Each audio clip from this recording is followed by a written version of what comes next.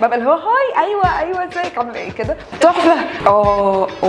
مش هوست انرجي. بقول لا انا مش هطلع مش هتكلم. ساره الفنانه وساره الانسانه. كنت بعمل ريفو بيت الروبي، بكتب، بقضي وقت مع عيلتي. باك ستريت بويز وان سينك برضه. باك ستريت بويز قصه نجاح اكبر، بس ان سينك كده تحسيهم كده اللي هو بيعافروا برضه، فبحب ان سينك. ممكن اقول لك فيلم فيرز بيولرز داي اوف، كنت بحبه جدا. لا انا مش بكرنج، انا بحب كل لبس التسعينات.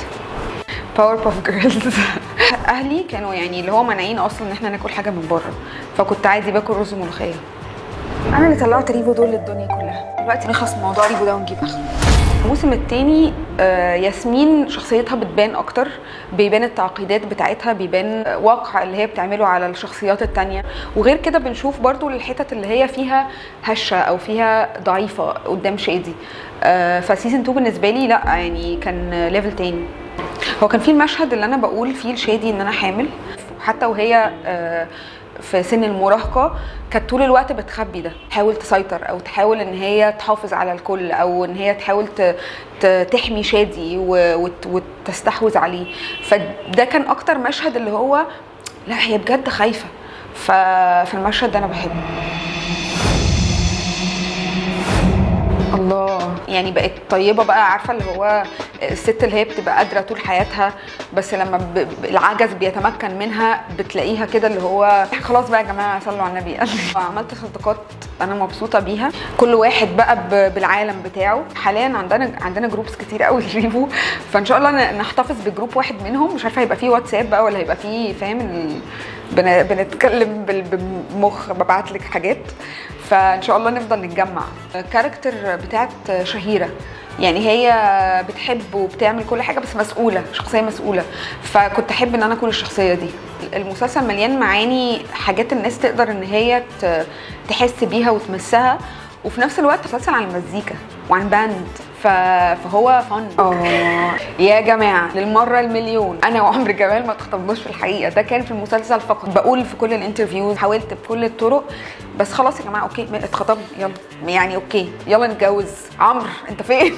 الناس بتتعامل معاكي كانك اريال او برسيل، يعني فاهمه اللي هو انت عادي منتج. يعني انا اخدت شويه وقت بس تصالحت مع ده، يعني اللي هو تمام يا جماعه يعني اوكي، بعمل اللي عليا وبنفي الاشاعات دي، ولكن في الاخر احنا بنشتغل في صناعه التسليه. لو انا فضلت بقى على كل حاجه بتتقال يا نهار اسود، ده انا بقى هنزل اتخانق مع الناس في الشارع.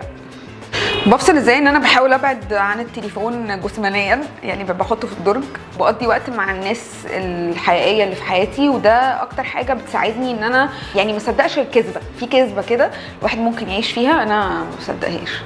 قعدت كتير قوي اللي هو اقول لا انا مش هطلع مش هتكلم مش هبين شخصيتي الحقيقيه، لانه يعني الناس زمان يعني اللي هو الاساتذه والاساطير، حد زي يوسف وهبي ما كانش بيطلع اصلا يتكلم في حاجه. دلوقتي احنا خلاص كل حاجه ساحت في بعض، وانا ما بقدرش امسك نفسي. ومثلا بحب اطلع، بحب بيس كيك، بحب العب، بحب اهزر، فخلاص بقى اللي هو تصالحت مع الفكره دي. ما عنديش قوي الرفاهيه ان انا ابعد خالص، لانه جزء من الشغل ان الواحد يبقى ظاهر للاسف. بس هو ده. بصي هو انا كفان اما بحب حد بحس ان هو في شخصيتي، واللي هو ايه ده بيغني الاغنيه دي عشاني، وبيبقى العلاقه شخصيه قوي قوي قوي. بحترم ان يكون ده موجود معايا كفنانه. ده جزء من السحر بتاع الفن، انه ما بتعملي حاجه هو او هي بتحس ان ده شبهها او كده، وانا ده بيجلب لي سعاده بشكل كبير، لان انا برضو بحس بالوحده كتير، وبحس ان انا عايزه احس او حد يحس بيا. ده بيحسسني انا كمان ان انا مش لوحدي. نفسي في ايه غير كمنانه؟ يعني نفسي ان انا اعمل ادوار تبقى فيها تحدي، ادوار مختلفه، ادوار صعبه عليا ما اعرفش اعملها، اتخض كده، اللي هو ننوع بقى، نعمل حياه غنيه بالمغامرات. ده انت دخلتي في البهاليز اصلا. اسال مجرب ده هو حطيته، وبعدين جم ناس الفانز بقى اللي هم متابعين قوي، عملته برايفت وشلته من على الاكونت بتاع سارا's وورلد، وبقيت بقى بعمل ستوريز عليه، لان انا كنت بحب قوي اعمل ستوريز على سناب شات، وستوريز شخصيه اللي هو صباح الخير يا جماعه انا مش طايقه نفسي كده. فعملت اسال مجرب ده عشان اللي هو ابقى انا كده والفن بتوعي بنتكلم مع بعض. حاليا انا في مسرحيه مع مخرج فرنساوي عريق ومهم جدا اسمه باسكال غامبير. هو الراجل ده بيعمل حاجه انترستنج جدا، ما بيعملش اوديشن، بيقابلهم كده اللي هو نشرب قهوه مع بعض، وعلى اساس الناس اللي هو بيختارهم حسب الطاقه اللي عاجباه بيروح بيختفي سنه يكتب المسرحيه على اساس الممثلين دول. فانا بقالي سنتين في القصه دي، وهو راح ورجع، ودلوقتي بنعمل بروفات وهنعرض ان شاء الله في اكتوبر. والمسرحيه اسمها الصوان. في معايا احمد مالك ومحمد حاتم ومجدي عطوان، ناس جامده. شله الاصدقاء دي اللي هو انا ومحمد حاتم وعلي قاسم وعمرو عابد وكريم قاسم وصدقي صخر واحمد مالك واحمد داش. الشله دي يعني انا بقالي في المجال فتره، انا كنت بتاثر جدا بحاجات كتير وما كنتش فاهمه حاجه، وكنت باخد قرارات اندفاعيه ومش محسوبه. بنينا الشله دي مع بعض، بقت الحياه اسهل بكتير، اتعامل مع الصناعه بقت اسهل بكتير، سبورت سيستم حقيقي اقدر ان انا اعتمد عليه، بيقدروا يشيلوني، بنتكلم في الصراعات اللي عندنا جوانا، وفي نفس الوقت فاهمين حاجات في الشغل فاقدر اخد رايهم في الشغل.